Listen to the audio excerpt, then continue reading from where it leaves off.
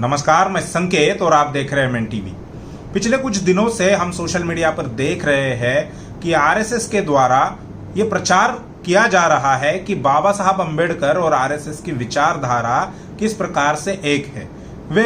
वे किस प्रकार से एक ही उद्देश्य के लिए काम कर रहे हैं। बाबा साहब अंबेडकर किस प्रकार से मुस्लिम विरोधी है।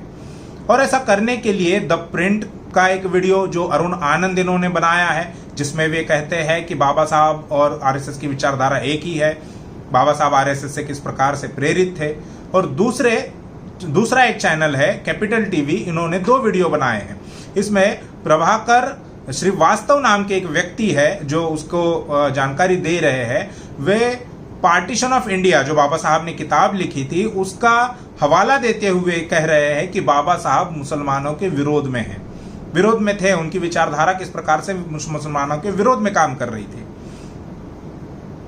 ये दोनों वीडियो किस प्रकार से झूठे हैं, उसमें दी गई जानकारी किस प्रकार से तथ्यहीन है, अर्थहीन है, बिना किसी आधार के ये आरोप लगाए जा रहे या ये प्रचार किया जा रहा है, ये हम अगले किसी वीडियो में आपको बताएंगे। अभी हमारे सामने सबसे बड़ा सवाल ये है कि ये लोग अभी क्यों कर रहे हैं, ऐसा प्रचार अभी क्यों हो रहा है। कैपिटल टीवी की अगर बात की जाए, जिसमें Prabhakar Srivastava partition of India इस बाबा साहब की किताब का हवाला दे रहे हैं, तो वो वीडियो अभी उन्होंने क्यों बनाया। पार्टीशन की जो किताब है तो बाबा साहब ने काफी उसी वक्त लिख दी थी। अभी इस पर क्यों कमेंट की जा रही है, अभी इसका हवाला क्यों दिया जा रहा है, ये हमारे सामने सबसे बड़ा सवाल है। इसमें हमें पहली बात तो समझने की ये है कि एक होता है टेक्स्ट और दूसरा होता है कॉन्टेक्स्ट। टेक्स्ट यानी जो लिखी हुई बात है, एक वाक्य है, एक लाइन है, और कॉन्टेक्स्ट होता है उस लिखी हुई बात का संदर्भ।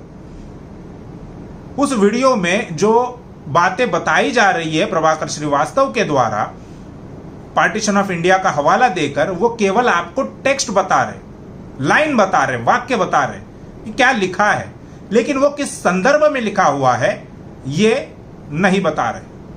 प्रभाकर श्रीवास्तव ये आपको जानकारी नहीं दे रहे। अगर बाबा साहब की विचारधारा या बाबा साहब मुस्लिम लोगों के विरोध में होते तो बाबा साहब ने संसद में मुसलमानों के प्रतिनिधित्व की, अधिकारों की लड़ाई क्यों लड़ी होती। बल्कि बाबा साहब अंबेडकर को संविधान सभा में जाने का जो मौका मिला, वो मौका ही बंगाल के नमोशूद्राय और जो शेड्यूल कास्ट में आते हैं और मुस्लिम लोगों के वजह से मिला। क्या बाबा साहब इस बात को भूल गए थे? बिल्कुल भी नहीं। तो आज इस बात का प्रचार क्यों किया जा रहा है? जब आप बाबा साहब को मुसलमानों के विरोधी बता रहे हो या बताने की कोशिश कर रहे हो, या इसमें आप सक्सेस भी होते हो, अगर वो लोग बाबा साहब को मुस्लिम विरोधी बताने में कामयाब हो गए तो मुसलमान जो लोग हैं, मुस्लिम लोग जो है, वो बाबा साहब के विरोध में जाएंगे। और आज जो लोग बाबा साहब की विचारधारा को लेकर आगे बढ़ रहे हैं, बाबा साहब की विचारधारा को लेकर समाज में काम कर रहे हैं, वो लोग, उन लोगों के विरोध में मुस्लिम लोग खड़े हो जाएंगे। अब ये विचारधारा कौन लेकर जा रहा है? खासकर शेड्यूल कास्ट के लोग, उसके बाद शेड्यूल ट्राइब और ओबीसी के लोग बाबा साहब की विचारधारा को आगे लेकर जाने का काम कर रहे हैं। ब्राह्मणों की ये हमेशा ही साजिश रही है कि वे एससी, एसटी, ओबीसी और मुस्लिम यानी धार्मिक अल्पसंख्याक जो है उनको विभाजित करे, उनका धार्मिक ध्रुवीकरण करे, एससी, एसटी, ओबीसी को हिंदू बनाए, और जो नॉन मुस्लिम है, नॉन एससी, एसटी, ओबीसी है, उनको मुसलमानों में प्रतिक्रिया निर्माण करे, और एससी, एसटी, ओबीसी को उस प्रतिक्रिया में हिंदू बनाया जा सके। तो जब तक एससी, एसटी, ओबीसी और मुस्लिम आपस में एक दूसरे के सामने खड़े नहीं होते, एक दूसरे के विरोध में खड़ी नहीं होते, तब तक एससी, एसटी, ओबीसी जो बड़ा तबका है उसको हिंदू बनाया जाना संभव नहीं है। और इस वजह से, और इसके बाद जब उनको हिंदू नहीं बनाया गया, तब ब्राह्मणों की जो राजनीति है वो नहीं चल सकती। और इसीलिए एससी, एसटी, ओबीसी को हिंदू बनाकर मुसलमानों के विरोध में खड़ा किया जाता है। और अभी एक नया पैतरा उन्होंने ढूंढ निकाला है कि बाबा साहब ही मुसलमानों के विरोध में थे, बाबा साहब की विचारधारा ही मुसलमानों के विरोध में है, ये बताने का काम हो रहा है ताकि मुस्लिम लोग खुद SC ST OBC के विरोध में जाए। इसमें सबसे यानी अगर हम ये कोरोना वायरस के पहले का अगर माहौल भारत में देखें तो CAA, NRC, NPR इसके विरोध में पहला जो आंदोलन हुआ वो मुसलमानों की तरफ से हुआ और उसके बाद उसमें धीरे धीरे SC ST OBC के लोग जुड़ते चले गए।